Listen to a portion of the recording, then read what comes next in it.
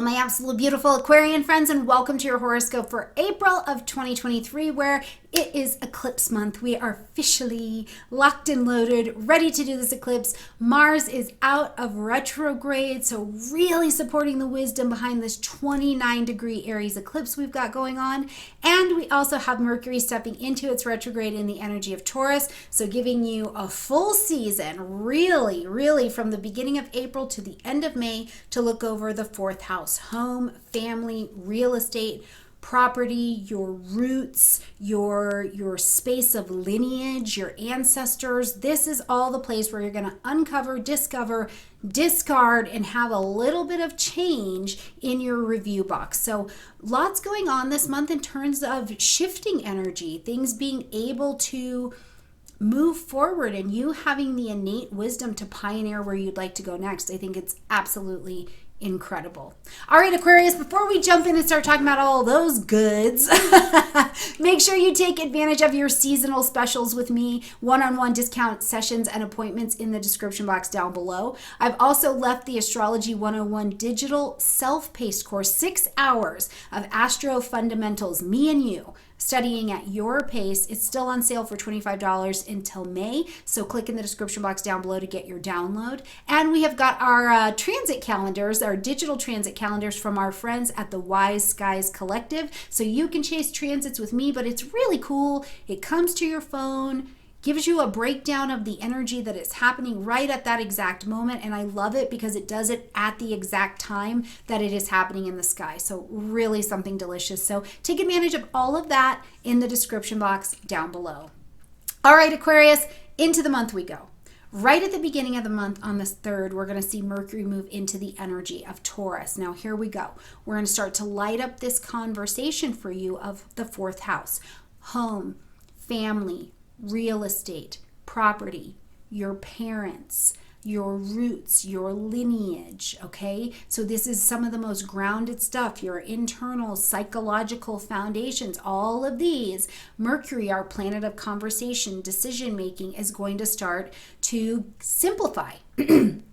Mercury in Taurus wants to simplify. It wants to create security, create longevity, create stability, but ultimately simplify. So the decisions you're making, what you're buying, what you're selling, what contracts you're signing, what you're saying yes to, what you're saying no to, all comes down to simplifying security. Does this create security? Does it not create security? Okay, and in the energy of Taurus, this can be things around relationships and finances, quite specifically in your household. Now, one of the other things is that Mercury throughout history is a traveling planet, right? So I kind of had this vision of, is someone coming into your house or is someone going out of your house? Are you buying a house where you're putting your whole family together, or what's going on in the transactions, even of what's going on at home? You'll have time throughout now and May 31st to also be doing a lot of review here as Mercury takes that retrograde, okay? When we get to the 6th, we've got a full moon at 16 degrees of Libra. Now this is going to light up your 9th house space: publishing, marketing, broadcasting, law, higher learning, international travel, long distance travel, trainings. I also want to point out that the 9th house for me is a high representative faith, because you believed something before this transit. And now as the transit is happening, as this lunar event is happening, it's like you're coming to higher or different or more advanced knowledge, and it's allowing you to see a ritual, a ceremony, or a belief from a different perspective. So I absolutely believe that this is a faith-building transit and a faith-building lunation as well. Now, the full moon is going to ask you, though, to end something, acknowledge something, or to make an adjustment. And a big piece of the adjustment that you're making is because something in this area is out of balance. It's out of balance. Jupiter, Chiron, the sun, they're all over in the energy of Aries, so beaming with a lot of independence, right? And then over here in this Libra energy, it's like, well, wait, what's going on in partnerships for me? What's going on in my teaching, not just my learning, right? And furthermore, in big decisions, big conversations that are maybe happening with you or around you, you have to make sure that you are not losing your voice. You do have to compromise. We do have to compromise, but also what is your take, Aquarius? What is your say about what's going on around you? This full moon, I think, will be really very helpful to help suss that out, okay? When we get to the 7th, we're going to see Mercury start to slow down. It enters into pre-retrograde shadow time. So I want you to start paying attention to 5 degrees of Taurus in your chart. If you do not have a chart, please click in the description box down below. Come get one for me. I make it very clear where these degrees are on your chart because I want you to follow it. I want you to see what are the lessons that are trying to unfold. Where is your life asking you to focus at a particular time? But take note around the 7th. What is going on around your house, your household, your parents, things with your ancestors, your lineage, your roots? What's going on starting about the 7th? Because this is what you will review and work on until May 31st, okay? When we get to the 11th, we've got Venus moving into the energy of Gemini, a fellow air sign. So these are things around children, and I just hear such a funny energy around you. It's very joyful, it's very playful, or it has the opportunity to be. But Venus in Gemini is an attracting energy, so you're attracting information. Maybe you're attracting the laughter of children or something that brings like a really robust, charming, sociable joy to your life, right? And I think about that phrase, bring to the universe a joyful noise, right? So what is it that you're bringing in, you're vibing in this particular area?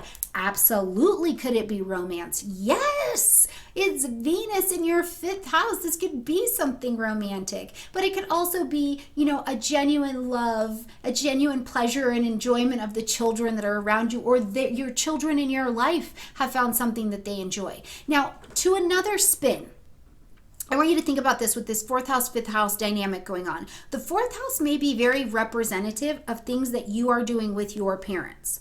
But the 5th house is representative of you as a child to your parents. So I would ask you with Venus here, what's coming into you where you've got new knowledge of something going on with your parents? Is there a finance? Is there a different relationship coming in and with and around your parents per se, okay?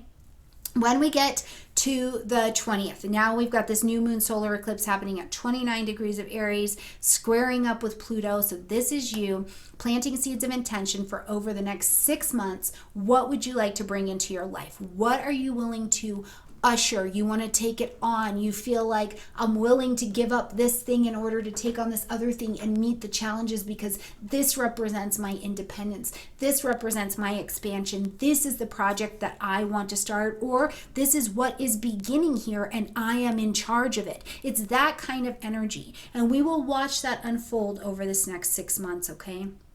Just a little bit later, we will see the sun move into the energy of Taurus, bringing light, heat, life, and vitality to this 4th house area. So this is where we can also see a lot of the 4th house decisions and information start to kick up. It can bring a fair amount of peace into the home zone as well, because Taurus is ruled by Venus. So what needs to get done might be done a little bit more diplomatically, which that helps relations go a long way. But certainly the business of finance and relationship at home could be coming to your attention.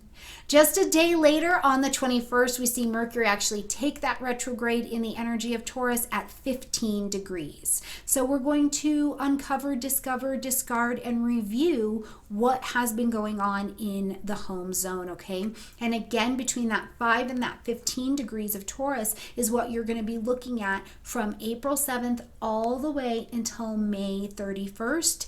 Even though Mercury comes direct on May 14th, we've got to get through the full cycle to really have the understanding of what we're left with that's new and the decisions that we can make going forward from there, okay? All right, my beautiful Aquarian friends, I hope you have a gorgeous month. I look forward to seeing you again in May. Make sure you click in the description box down below, take advantage of all the goodies, and of course, like the video, comment, share, subscribe, and join our community. Bye, Aquarius.